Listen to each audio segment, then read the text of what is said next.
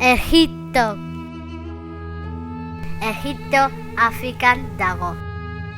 Egipto basamortuan dago, baina ibai handi bat dauka. Bere izena Nilo da. Bere urarekin dena egiten zuten. Egiptoko erregeak faraoiak ziren.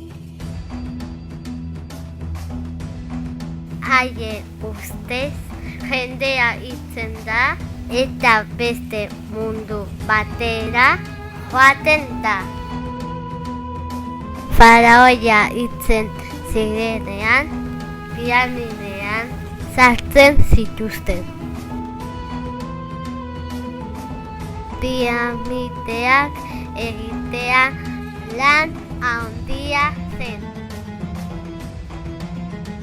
Egipton ez zuten letrarik eta marrazkiekin idazten zuten.